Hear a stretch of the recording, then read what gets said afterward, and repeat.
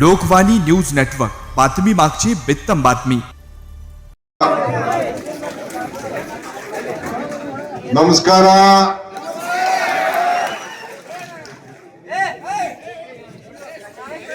ವೇದಿಕೆಯಲ್ಲಿರುವಂತ ಮಾ ವಿಕಾಸ ಅಘಡಿಯ ಎಲ್ಲ ನಾಯಕರುಗಳೇ, ನನ್ನ ಜೊತೆಯಲ್ಲಿ ಬಂದಂತ ಎಲ್ಲ ನಮ್ಮ ಕರ್ನಾಟಕದ ನಾಯಕರು ಸೇರಿ ಹೇಳ್ತಾ ಇದ್ದೀರಿ, ಎಲ್ಲ ಮಹಾ ವಿಕಾಸ ನಾಯಕರು, ಅಘಡಿ ನಾಯಕರು. ಸರ್ವಜ್ಞರು ಒಂದು ಮಾತು ಹೇಳ್ತಾರೆ, ನೀವೆಲ್ಲ ಬಸವಣ್ಣನ ಸ್ಮರಿಸ್ತಾ ಇದ್ದೀರಿ, ನಾನು ಸ್ಮರಿಸಬೇಕಾದ ನನ್ನ ಕರ್ತವ್ಯ. ಬಸವಣ್ಣವರು ಒಂದ್ ಕಡೆ ಒಂದು ಮಾತು ಹೇಳ್ತಾರೆ. ಏನ್ ಹೇಳ್ತಾರೆ ಅಂದ್ರೆ, ನಿಂಬೆಗಿಂ ಹುಳಿ ಇಲ್ಲ, ದುಂಬಿಗಿಂ ಕರಿ ಇಲ್ಲ, ಶಂಭುಕಿನ್ನ ಅಧಿಕ ದೇವನಿಲ್ಲ. ಅಂದ್ರೆ ನಿಂಬೆಹಣ್ಣು ಇದೆಯಲ್ಲ, ನಿಂಬೆಹಣ್ಣು ಎಲ್ಲಾ ಹುಳಿಗಳಕ್ಕಿಂತ ಜಾಸ್ತಿ ಹುಳಿ ನಿಂಬೆಹಣ್ಣಂತೆ. ಈ ದ್ರಾಕ್ಷಿ ಹುಳಿ, ಮಾವಿನ ಹುಳಿ, ಹುಣಸೆಹಣ್ಣು ಹುಳಿ, ಹಿಂಗೆ ಯಾವುದೇ ಹುಳಿಗಳಕ್ಕಿಂತ ಜಾಸ್ತಿ ಹುಳಿ ನಿಂಬೆಹಣ್ಣಲ್ಲಂತೆ. ಸರ್ವಜ್ಞರು ದುಂಬಿಗಿಂ ಕರಿ ಇಲ್ಲ ಅಂದ್ರೆ ಕಪ್ಪು ಈ ಕೂದಲಲ್ಲಿದೆ, ಈ ಮೈಕಲ್ಲಿದೆ, ಬಟ್ಟೆಯಲ್ಲಿದೆ. ಈ ನಮ್ಮ ಹಳ್ಳಿ ಓಡಾಡಂತ ದುಂಬಿ ಗ್ಲಾಸ್ ಮಕ್ಕಳು ಕುಡಿತಾ ಇರ್ತದಂತೆ, ಬಹಳ ಶ್ರೇಷ್ಠ ಕಪ್ಪು ದುಂಬಿ ಮೇಲೆ ಇರ್ತದಂತೆ. ಶಂಭುಕಿನ ಅಧಿಕ ದೇವರಿಲ್ಲ ಅಂದ್ರೆ, ಶಂಭು ಅಂದ್ರೆ ನಮ್ಮ ಪರಮೇಶ್ವರ.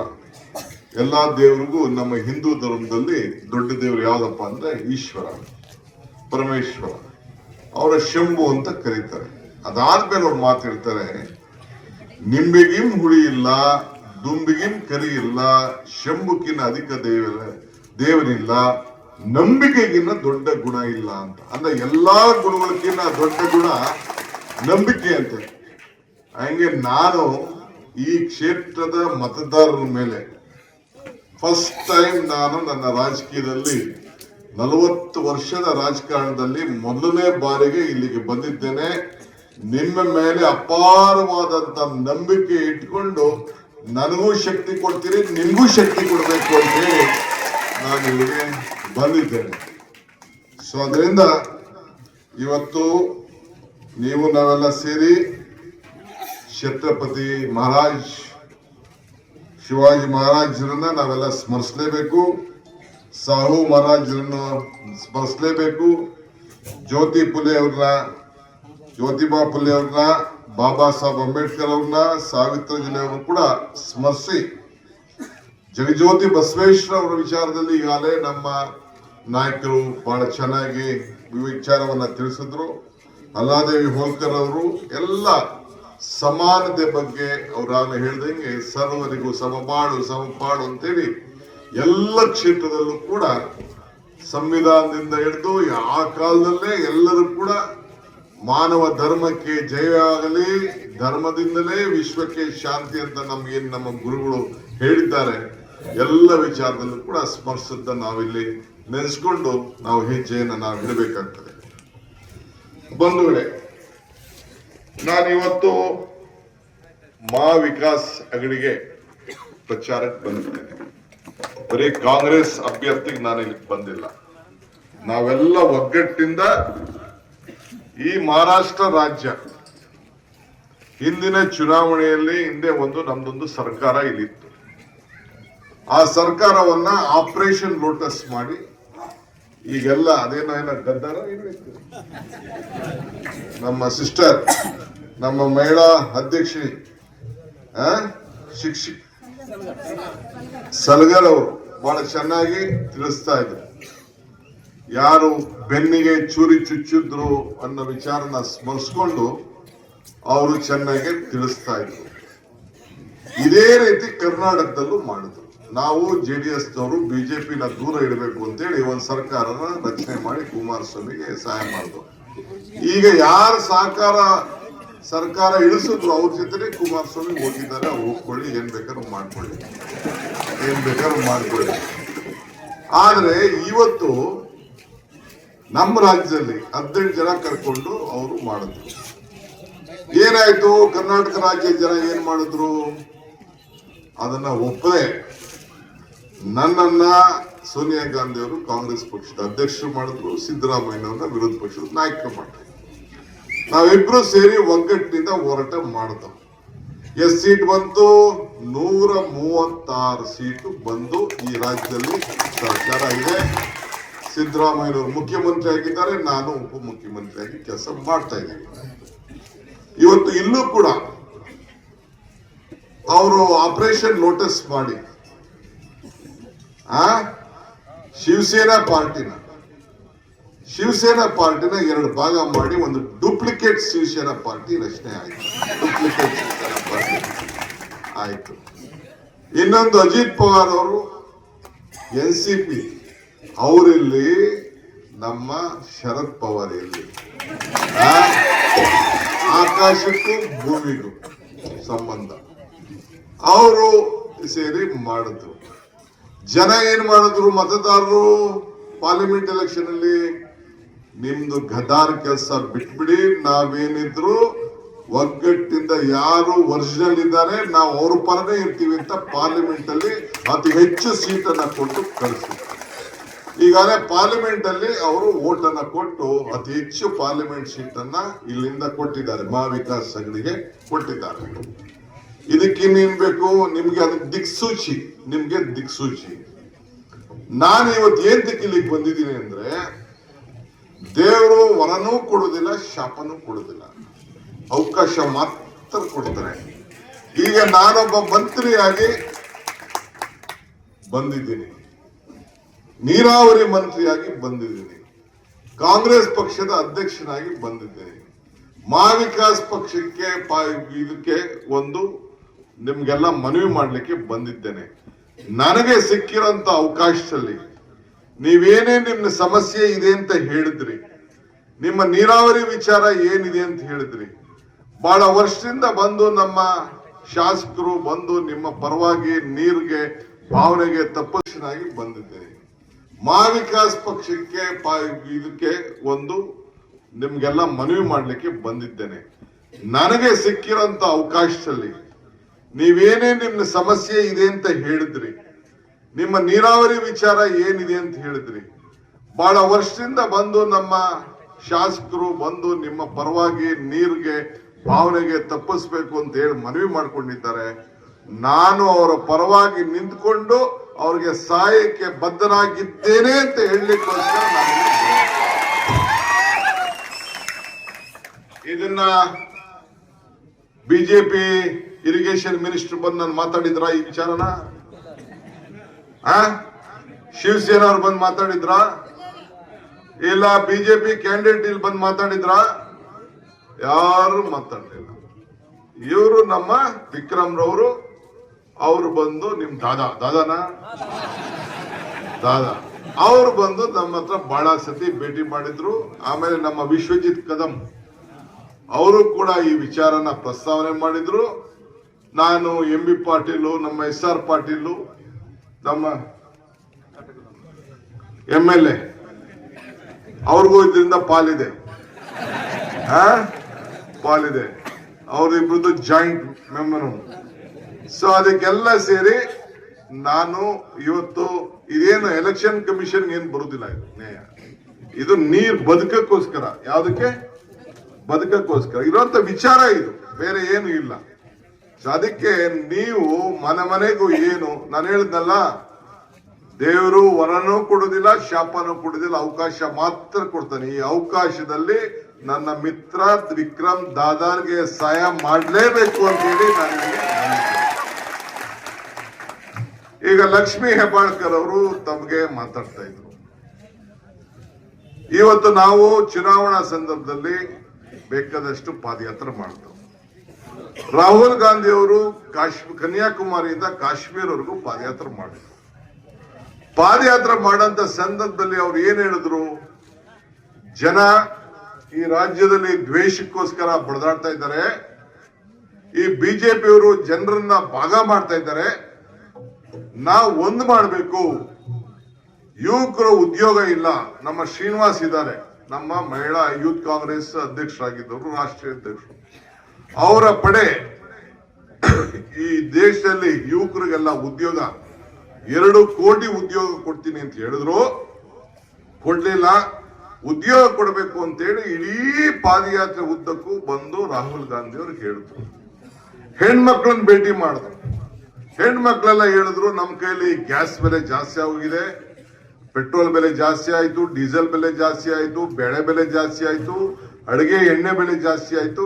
ಅಂದ್ರೆ ನಿಮ್ಮ ಎಣ್ಣೆ ಅಲ್ಲ, ಅಡಿಗೆ ಹೆಣ್ಮಕ್ಳ ಎಣ್ಣೆ. ನಿಮ್ಮ ಎಣ್ಣೆ ಅನ್ಕೊಂಡ್ಬಿಟ್ಟಿದ್ದೀವಿ. ಅದು ಜಾಸ್ತಿ ಆಗೋಯ್ತು. 90 ಇದ್ದಿದ್ದು 200 ಆಗೋಯ್ತು. ನಮ್ಗೆ ನಡ್ಸಕ್ ಆಗ್ತಾ ಇಲ್ಲ ಅಂತೇಳಿ ಹೇಳಿದ್ರು. 50,000 ಹೆಣ್ಮಕ್ಳನ್ನ ಸೇರಿಸಿದ್ದೆ ನಾಯಕಿರಿ ಅಂತ. ಎಲ್ಲ ಅವರೇ ಹೆಣ್ಮಕ್ಳೇ ನಾಯಕಿರು. ಅವರೆಲ್ಲ ಕುಂಡ್ರಿಸಿ ಕೊನೆಗೆ ಸೋನಿಯಾ ಗಾಂಧಿ ಅವರ ಮಗಳು, ಇಂದಿರಾ ಗಾಂಧಿ ಮೊಮ್ಮಗಳು, ಪ್ರಿಯಾಂಕಾ ಗಾಂಧಿ ಅವ್ರು ಕರ್ಸಿದಾಗ ಹೆಣ್ಮಕ್ಳು ಏನ್ ಹೇಳಿದ್ರು, ಪ್ರಿಯಾಂಕಾ ಗಾಂಧಿ ಡಿಕೆ ಎಲೆಕ್ಷನ್ ಟೈಮಲ್ಲಿ ನಿಂಗೆಲ್ಲ ಭಾಷಣ ನನ್ನ ಕೈಲಿ ಮಾಡಿಸ್ಬೇಡಿ, ಇದನ್ನ ಗೃಹಲಕ್ಷ್ಮಿ ಅಂತ ತಂದಿದ್ದೀರಿ, ನೀವು ಸಿದ್ದರಾಮಯ್ಯ ಇಬ್ರು ಸೇರಿ ಚೆಕ್ ಸೈನ್ ಹಾಕ್ಬೇಕು ಅಂತ ಅಂದ್ರು. ಆ ಫೋಟೋ ನೋಡಿದಿರ ನೀವು? ಇಬ್ರು ಸೇರಿ ಚೆಕ್ಗೆ ಸೈನ್ ಹಾಕ್ತಾವ. ಚೆಕ್ಗೆ ಸೈನ್ ಹಾಕಿ ಆಮೇಲೆ ನಾವು ಗೃಹಲಕ್ಷ್ಮಿ ಅಂತ ಹೇಳಿ ತಿಂಗಳಿಗೆ 2,000 ರೂಪಾಯಿ ಕೊಡ್ತೀವಿ ಅಂತ ತೀರ್ಮಾನ ಮಾಡಿದ್ರು. ಈಗ ಲಕ್ಷ್ಮಿ ಹೆಬ್ಬಾಳ್ಕರ್ ಅವರು ಬಂದಿದ್ದಾರೆ. ಅವರು ಅದಕ್ಕೆ ಮಂತ್ರಿಗಳು. 1,21,00,000 ನನ್ನ ತಾಯಂದಿರಿಗೆ ನೇರವಾಗಿ ಅಕೌಂಟ್ ಹೋಗ್ತಾ ಇದೆ. ಮೊದಲನೇ ದಿನ ಏನು ನಮ್ಮ ಕ್ಯಾಬಿನೆಟ್ ರಚನೆ ಆಯ್ತು, ಸಿದ್ದರಾಮಯ್ಯನವರು ಮುಖ್ಯಮಂತ್ರಿ ಆದ್ರು, ನಾನು ಉಪಮುಖ್ಯಮಂತ್ರಿ ಆದೆ, 10 ಜನ ಕ್ಯಾಬಿನೆಟ್. ಮೊದಲನೇ ದಿನವೇ ತೀರ್ಮಾನ ಮಾಡ್ತು ಈ 5 ಗ್ಯಾರಂಟಿಗಳನ್ನ. ಏನು ಇನ್ನೊಂದು ಗ್ಯಾರಂಟಿ, ಎಲ್ಲ ನನ್ನ ತಾಯಂದಿರು ಎಲ್ಲರೂ ಕೂಡ ಉಚಿತವಾಗಿ ಬಸ್ಸಲ್ಲಿ ಪ್ರಯಾಣ ಮಾಡಬೇಕು, ಎಲ್ಲರಿಗೂ ಕೂಡ 10 kg ಅಕ್ಕಿ ಕೊಡಬೇಕು, ಎಲ್ಲರಿಗೂ ಕೂಡ ಉಚಿತವಾಗಿ 200 ಯೂನಿಟ್ ವರೆಗೂ ಕರೆಂಟ್ ಕೊಡಬೇಕು ಅಂತ ಹೇಳಿ. ಆಮೇಲೆ ಯುವಕರಿಗೆ ಉದ್ಯೋಗವನ್ನ, ನಮ್ಮ ಶ್ರೀನಿವಾಸ್ ಅವರ ಬೇಡಿಕೆ, ಯುವಕರಿಗೆ ಉದ್ಯೋಗವನ್ನ ಮಾಡೋಕ್ಕೋಸ್ಕರ 3,000 ರೂಪಾಯಿ ಕೊಡಬೇಕು ಗ್ರಾಜುಯೇಟ್ಗಳಿಗೆ ಅಂತ ತೀರ್ಮಾನ ಮಾಡಿ, ಮೊದಲನೇ ಕ್ಯಾಬಿನೆಟ್ ಅಲ್ಲಿ ತೀರ್ಮಾನ ಮಾಡಿ 56,000 ಕೋಟಿ ರೂಪಾಯಿಯನ್ನ ಬಜೆಟ್ ಅಲ್ಲಿ ನಿಗದಿ ಮಾಡಿ ಇವತ್ತು ದುಡ್ಡನ್ನ ಕೊಡ್ತಾ ಇದ್ದಾರೆ. ಈ ಡೂಪ್ಲಿಕೇಟ್ ಸರ್ಕಾರ ಅಡ್ವರ್ಟೈಸ್ಮೆಂಟ್ ಕೊಟ್ಟಿದೆ, ನಾವು ಯಾರಿಗೂ ಕೊಟ್ಟಿಲ್ಲ ದುಡ್ಡನ್ನ ಅಂತ ಕೊಟ್ಟಿದ್ದಾರೆ. ಅದಕ್ಕೆ ನಾನು, ನಮ್ಮ ಹಿಮಾಚಲ್ ಪ್ರದೇಶದ ಮುಖ್ಯಮಂತ್ರಿ, ಆಮೇಲೆ ನಮ್ಮ ತೆಲಂಗಾಣ ಮುಖ್ಯಮಂತ್ರಿ ರೇವಂತ್ ರೆಡ್ಡಿ 3 ಜನನು ಸೇರಿ ಮುಂಬೈ ಹೋಗಿ ಪ್ರೆಸ್ ಕಾನ್ಫರೆನ್ಸ್ ಮಾಡ್ದೋ. ಏನೇಯ ಬರ್ರಿ ಅಲ್ಲಿಗೆ, ಬಸ್ ಕಳಿಸ್ತೀನಿ, ಪ್ಲೈನ್ ಕಳಿಸ್ತೀನಿ, ಎಲ್ಲ ನಿಮ್ ನಂಟ್ರವ್ರೆ ಫ್ರೆಂಡ್ ಅವ್ರೆ, ನೀವು ಬಂದ್ ಕೇಳಿ, ನಿಮ್ಗೆ ಓಪನ್ ಚಾಲೆಂಜ್ ಕೊಡ್ತೀವಿ. ಕೊಟ್ಟ ಮಾತು ಏನಿದೆ, ನಾವು ಬಸವಣ್ಣನ ನಾಡಿನವರು ನುಡಿದಂತೆ ನಡಿತೀವಿ, ಏನ್ ಮಾತು ಕೊಟ್ಟಿದೀವಿ ಆ ಮಾತನ್ನ ಉಳಿಸ್ಕೊಂಡಿದೀವಿ ಅಂತ ಹೇಳಿ ಅದು ಓಪನ್ ಚಾಲೆಂಜ್. ನೋಡಿ, ನಾನು ಅಡ್ವರ್ಟೈಸ್ಮೆಂಟ್ ಕೊಟ್ಟಿದ್ದೀನಿ. ಕಾಂಗ್ರೆಸ್ ಇಂದ ಓಪನ್ ಇನ್ವಿಟೇಷನ್, ಓಪನ್ ಆಮಂತ್ರಣ ಬನ್ನಿ ಅಂತೇಳಿ ಆ ಮಂತ್ರಿಗಳಿಗೆ, ಶಾಸಕರುಗಳಿಗೆ, ಕಾರ್ಯಕರ್ತರಿಗೆಲ್ಲ ಕೊಟ್ಟಿದ್ದೀನಿ, ಕೊಟ್ಬಿಟ್ಟು ಕರೆದಿದ್ದೀನಿ. ಅದನ್ನೇ ಅವ್ರು ಹೇಳಿದ್ರು, ಓಪನ್ ಇನ್ವಿಟೇಷನ್ ಕೊಟ್ಟಿದ್ದಂತೆ. ಇಲ್ಲಿ ಮಾತು ಕೊಡ್ತಾ ಇದ್ದೀವಿ. ಇಲ್ಲಿಗೆ ಈಗ ಮಹಾರಾಷ್ಟ್ರಲ್ಲಿ ಅವ್ರು ಹೇಳ್ತಾ ಇದ್ರು, ಅವ್ರದ್ದು ಬೋಗಸ್ ಅಂತ ಮಾತಾಡ್ತಿದ್ರು. ಬೋಗಸ್ ಅಂತ ಅವ್ರು ಮಾತಾಡ್ತಿದ್ರು. ಬೋಗಸ್ ಅಂತ ಮಾತಾಡ್ತಿದ್ರು. ಇದು ಜಾಸ್ತಿ ಆಯ್ತು. ಮೋದಿ ಅವರು ಹೇಳಿದ್ರು, ಇಲ್ಲ ಜಾಸ್ತಿ ಆಗೋಯ್ತು, ಇವ್ರ ಕೈಲಿ ಮಾಡಕ್ ಆಗಲ್ಲ, ಇದು ಬಹಳ ಸುಳ್ಳಿದು, ರಾಜ್ಯ ಹಾಳಾಗೋಯ್ತದೆ ಅಂತ. ರಾಜ್ಯ ಹಾಳಾಗೋಯ್ತದೆ ಅಂತೇಳಿ ಪಾರ್ಲಿಮೆಂಟ್ ಸೀಟ್ ಕಡಿಮೆ ಬಂದ ಮೇಲೆ ನೀನ್ ಯಾಕಣ್ಣ 1,500 ರೂಪಾಯಿ ಕೊಡಕ್ ಶುರು ಮಾಡಿದೆ? ಆಗ್ಲೇ 1,500 ರೂಪಾಯಿಗೆ ಒಂದು ಸ್ಕೀಮ್ ಮಾಡ್ಬಿಟ್ಟು ಈಗೇನ ನಾವು ನೆಕ್ಸ್ಟ್ ಅಧಿಕಾರಕ್ಕೆ ಬಂದ್ಮೇಲೆ 2,100 ರೂಪಾಯಿ ಕೊಡ್ತೀವಿ ಅಂತ. ಬರ್ರಿ ಅಲ್ಲಿಗೆ, ಬಸ್ ಕಳಿಸ್ತೀನಿ, ಪ್ಲೈನ್ ಕಳಿಸ್ತೀನಿ, ಎಲ್ಲ ನಿಮ್ ನಂಟ್ರವ್ರೆ ಫ್ರೆಂಡ್ ಅವ್ರೆ, ನೀವು ಬಂದ್ ಕೇಳಿ, ನಿಮ್ಗೆ ಓಪನ್ ಚಾಲೆಂಜ್ ಕೊಡ್ತೀವಿ. ಕೊಟ್ಟ ಮಾತು ಏನಿದೆ, ನಾವು ಬಸವಣ್ಣನ ನಾಡಿನವರು ನುಡಿದಂತೆ ನಡಿತೀವಿ, ಏನ್ ಮಾತು ಕೊಟ್ಟಿದೀವಿ ಆ ಮಾತನ್ನ ಉಳಿಸ್ಕೊಂಡಿದೀವಿ ಅಂತ ಹೇಳಿ ಅದು ಓಪನ್ ಚಾಲೆಂಜ್. ನೋಡಿ, ನಾನು ಅಡ್ವರ್ಟೈಸ್ಮೆಂಟ್ ಕೊಟ್ಟಿದ್ದೀನಿ. ಕಾಂಗ್ರೆಸ್ ಇಂದ ಓಪನ್ ಇನ್ವಿಟೇಷನ್, ಓಪನ್ ಆಮಂತ್ರಣ ಬನ್ನಿ ಅಂತೇಳಿ ಆ ಮಂತ್ರಿಗಳಿಗೆ, ಶಾಸಕರುಗಳಿಗೆ, ಕಾರ್ಯಕರ್ತರಿಗೆಲ್ಲ ಕೊಟ್ಟಿದ್ದೀನಿ, ಕೊಟ್ಬಿಟ್ಟು ಕರೆದಿದ್ದೀನಿ. ಅದನ್ನೇ ಅವ್ರು ಹೇಳಿದ್ರು, ಓಪನ್ ಇನ್ವಿಟೇಷನ್ ಕೊಟ್ಟಿದ್ದಂತೆ. ಇಲ್ಲಿ ಮಾತು ಕೊಡ್ತಾ ಇದ್ದೀವಿ. ಇಲ್ಲಿಗೆ ಈಗ ಮಹಾರಾಷ್ಟ್ರಲ್ಲಿ ಅವ್ರು ಹೇಳ್ತಾ ಇದ್ರು, ಅವ್ರದ್ದು ಬೋಗಸ್ ಅಂತ ಮಾತಾಡ್ತಿದ್ರು. ಬೋಗಸ್ ಅಂತ ಅವ್ರು ಮಾತಾಡ್ತಿದ್ರು. ಬೋಗಸ್ ಅಂತ ಮಾತಾಡ್ತಿದ್ದವರು ನಾರು ಇದು ಜಾಸ್ತಿ ಆಯ್ತು. ಮೋದಿಯವರು ಹೇಳಿದ್ರು ಇಲ್ಲ ಜಾಸ್ತಿ ಆಗೋಯ್ತು, ಇದು ಕೆಲವು ಮಾಡಕ್ ಆಗಲ್ಲ, ಇದು ಬಹಳ ಸುಳ್ಳಿದು, ರಾಜ್ಯ ಹಾಳಾಗೋಯ್ತದೆ ಅಂತ. ರಾಜ್ಯ ಹಾಳಾಗೋಯ್ತದೆ ಅಂತೇಳಿ ಪಾರ್ಲಿಮೆಂಟ್ ಸೀಟ್ ಕಡಿಮೆ ಬಂದ ಮೇಲೆ ನೀನ್ ಯಾಕಣ್ಣ 1500 ರೂಪಾಯಿ ಕೊಡಕ್ ಶುರು ಮಾಡಿದೆ ಆಗ್ಲೇ? 1500 ರೂಪಾಯಿಗೆ ಒಂದು ಸ್ಕೀಮ್ ಮಾಡ್ಬಿಟ್ಟು ಈಗೇನೋ ನಾವು ನೆಕ್ಸ್ಟ್ ಅಧಿಕಾರಕ್ಕೆ ಬಂದ್ಮೇಲೆ 2100 ರೂಪಾಯಿ ಕೊಡ್ತೀವಿ ಅಂತ ಅನೌನ್ಸ್ಮೆಂಟ್ ಮಾಡೋದು. ನಮ್ದು ಹಂಗಿಲ್ಲ. ನಮ್ಮ ಮಹಾವಿಕಾಸ್ ಅಘಡಿ ಏನಿದೆ, ಹೆಣ್ಮಕ್ಳ ನನ್ನ ತಾಯಂದಿರಿಗೆ ಕರ್ನಾಟಕದಲ್ಲಿ 2000, ಮಹಾರಾಷ್ಟ್ರದಲ್ಲಿ 3000 ಕೊಡ್ತೀವಿ ಅಂತ ತೀರ್ಮಾನ ಮಾಡಿದ್ವಿ. 3000 ಕೊಡ್ತೀವಿ ಅಂತ ತೀರ್ಮಾನ ಮಾಡಿದ್ವಿ. ನಮ್ಮ ಯುವಕರಿಗೆ ಯಾರಿಗೆ ಕೆಲಸ ಇಲ್ಲ, ನಿರುದ್ಯೋಗಿ ಯುವಕರಿಗೆ ಅವ್ರಿಗೆ 4000 ಕೊಡ್ತೀವಿ ಅಂತ ತಿಂಗಳಿಗೆ ತೀರ್ಮಾನ ಮಾಡಿದ್ವಿ. ಅದಲ್ಲದೆ ನಿಮ್ ಕೈಲಿ ಸಾಲ ಮನ್ನಾ ಮಾಡಕ್ ಆಗಿಲ್ಲ. ಎಲ್ಲರಿಗೂ ಕೂಡ 3 ಲಕ್ಷವರೆಗೂ ಸಾಲ ಮನ್ನಾ ಮಾಡ್ತೀವಿ ರೈತರಿಗೆ ಅಂತ. ಯಾಕೆಂದ್ರೆ ರೈತರಿಗೆ ಸಂಬಳ ಇಲ್ಲ, ರೈತರಿಗೆ ಪ್ರಮೋಷನ್ ಇಲ್ಲ, ರೈತರಿಗೆ ಪೆನ್ಷನ್ ಇಲ್ಲ, ರೈತರಿಗೆ ಲಂಚ ಇಲ್ಲ, ರೈತರಿಗೆ ರಿಟೈರ್ಮೆಂಟ್ ಇಲ್ಲ. ಈ ರೈತರನ್ನ ಬದುಕಿಸ್ಬೇಕು. ಅದಕ್ಕೋಸ್ಕರ ನಾನೊಬ್ಬ ಮಂತ್ರಿಯಾಗಿ ಇಲ್ಲಿ ರೈತರಿಗೆ ಬೆಂಬಲ ಕೊಡಬೇಕು ಅಂತ ಹೇಳಿ ಬಂದಿದ್ದೇನೆ. ಸೊ ಹಂಗೆ ಈ ರೈತರಿಗೆ 3 ಲಕ್ಷದವರೆಗೂ ಸಾಲ ಕೊಡಬೇಕು ಅಂತ ಹೇಳಿ ಇಲ್ಲಿಗೆ ಬಂದಿದ್ದೇನೆ.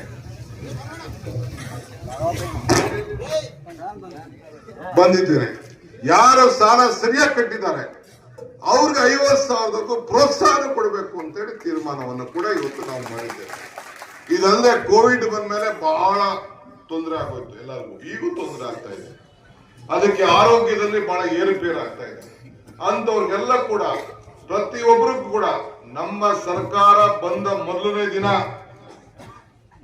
ದಿನನೇ ತೀರ್ಮಾನ ಮಾಡಿ 25 ಲಕ್ಷ ರೂಪಾಯಿವರೆಗೂ ಇನ್ಸೂರೆನ್ಸ್ ಕೊಡಬೇಕು ಅಂತ ಹೇಳಿ ತೀರ್ಮಾನವನ್ನು ಮಾಡಿದ್ದೀವಿ. ಇದಲ್ಲದೆ ನೀವು ಮುಂಬೈಗೆ ಹೋಗ್ಬೇಕು, ದೇವಸ್ಥಾನಗಳಿಗೆ ಹೋಗ್ಬೇಕು, ನಿಮ್ ರಾಜ್ಯದಲ್ಲ ಪ್ರವಾಸ ಮಾಡ್ಬೇಕು, ಎಲ್ಲಾ ಕಡೆ ಹೋಗ್ಬೇಕು. ಎಲ್ಲ ಹೆಣ್ಣು ಮಕ್ಕಳಿಗೆ, ನನ್ನ ತಾಯಂದಿರಿಗೆ, ನನ್ನ ಸೋದರಿಗೆ ಫ್ರೀ ಬಸ್ ಅಲ್ಲಿ ನಮ್ಮ ಕರ್ನಾಟಕದಲ್ಲಿ ಹೆಂಗಿದೆ ಹಂಗೆ ಮಾಡ್ಬೇಕು ಅಂತ.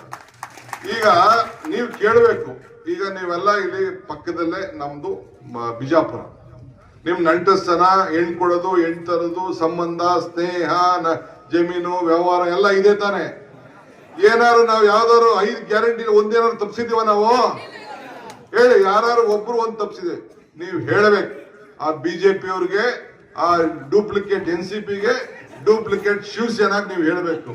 ಯಾಕೆ ಸುಳ್ಳು ಹೇಳ್ತೀರಿ? ಅವ್ರಿಗೆ ಸುಳ್ಳೇ ಮನೆ ದೇವ್ರು, ಅವ್ರಿಗೆ ಸುಳ್ಳೇ ಮನೆ ದೇವ್ರು. ಅವ್ರಿಗೆ ಸುಳ್ಳು ಹೇಳೋದು ಯಾವ್ದು, ಇನ್ನೇನ್ ಬೇರೆ ಏನಿಲ್ಲ, ಬರೀ ಸುಳ್ಳು ಹೇಳುದು. ದಾರಿ ತಪ್ಪಿಸೋದು. ನಾನು ಹೇಳಿದ್ದೀನಿ ಬರ್ರಿ ಅಂತ. ಅಟ್ಲೀಸ್ಟ್ ಅವ್ರಿಗೆ ಬೇಸಿಕ್ ಕಾಮನ್ ಸೆನ್ಸ್ ಬೇಡವಾ? ಅಡ್ವರ್ಟೈಸ್ಮೆಂಟ್ ಕೊಟ್ಬಿಟ್ಟವ್ರೆ, ಭಾರತೀಯ ಜನತಾ ಪಕ್ಷ ಅಂತ ಅಡ್ವರ್ಟೈಸ್ಮೆಂಟ್ ಕೊಟ್ಬಿಟ್ಟವ್ರೆ. ನನ್ನ ಹತ್ರ ಇದೆ ಅಡ್ವರ್ಟೈಸ್ಮೆಂಟ್. ನಾ ಅದಕ್ಕೆ ಹೇಳ್ತಾ ಇದ್ದೀನಿ, ನಾನು ಎಲೆಕ್ಷನ್ ಟೈಮಲ್ಲಿ ಹೇಳ್ದೆ, ಕಮಲ ಕೆರೆಯಲ್ಲಿದ್ದರೆ ಚಂದ. ಕಮಲ ಇದೆಯಲ್ಲ ಕೆರೆಲೇ ಇರ್ಬೇಕದು. ಈ ದಾನ ಧರ್ಮ ಮಾಡುವ ಕೈ ಅಧಿಕಾರದಲ್ಲಿದ್ರೆ ಮಾತ್ರ ಚಂದ. ಆ ದಾನ ಧರ್ಮ ಮಾಡುವ ಕೈ ಅಧಿಕಾರದಲ್ಲಿ ಇರೋದಕ್ಕೆ ಈ 5 ಗ್ಯಾರಂಟಿ. ಯಾವ ಗ್ಯಾರಂಟಿ? 5 ಗ್ಯಾರಂಟಿ.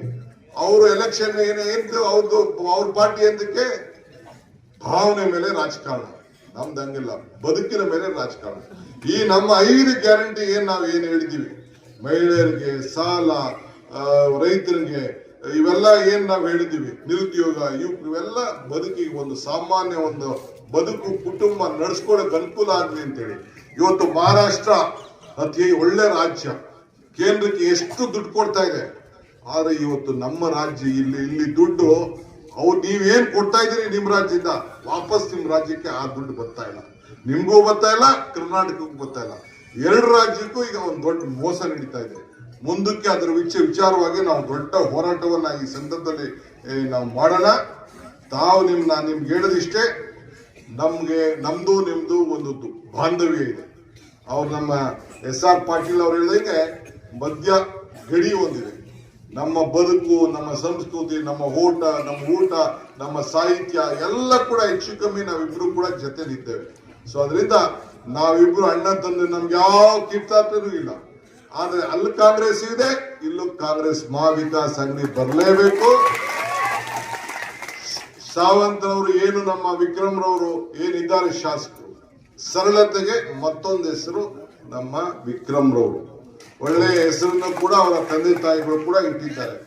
ಆದ್ರಿಂದ ಇವತ್ತು ಕಾಂಗ್ರೆಸ್ ತತ್ವ ಇದೆಯಲ್ಲ, ಮಹಾವಿಕಾಸ್ ಅಘಡಿ ತತ್ವ ಇದೆಯಲ್ಲ, ಬಸವಣ್ಣನ ತತ್ವನೇ ಇದೆ. ಇವತ್ತು ಸಿದ್ದರಾಮಯ್ಯನವರು ಮುಖ್ಯಮಂತ್ರಿಗಳು ಕೂಡ ಇದ್ದಾರೆ. ಅವರು ಕೂಡ ಈ ಸಂದರ್ಭದಲ್ಲಿ ಅವ್ರ ಸಮಾಜ ಕೂಡ ಬಹಳ ಇದೆ. ನಾನು ಹೇಳ್ತಾ ಇದ್ದೀನಿ, ನಿಮ್ ಸಮಾಜದವ್ರು ಯಾರು ಮುಖ್ಯಮಂತ್ರಿ ಮಾಡ್ತಾರೆ ಅಂದ್ರೆ ನಾನು ಇಲ್ಲಿ ಕೇಳ್ತಾ ಇದ್ದೀನಿ ಪಾರ್ಟಿ ಬಂದ್ರೆ ಕಾಂಗ್ರೆಸ್ ಪಾರ್ಟಿ 2 ಬಾರಿ ಈ ರಾಜ್ಯದ ಮುಖ್ಯಮಂತ್ರಿ ಧನಗರ್ ಸಮಾಜಕ್ಕೆ ಮಾಡಿದೆ. ಶಕ್ತಿ ಕೊಡಬೇಕು ಎಲ್ಲ ಸಮಾಜ. ಅದಕ್ಕೆ ನಾನು ಅವ್ರಿಗೆ ಹೇಳ್ತಾ ಇದ್ದೀನಿ, ನೀವು ಸಹಾಯ ಮಾಡಬೇಕು. ನಾನು ಇನ್ನ 2 ದೊಡ್ಡ ಸಭೆಗಳಿಗೆ ನಾನು ಭೇಟಿ ಕೊಡಬೇಕು.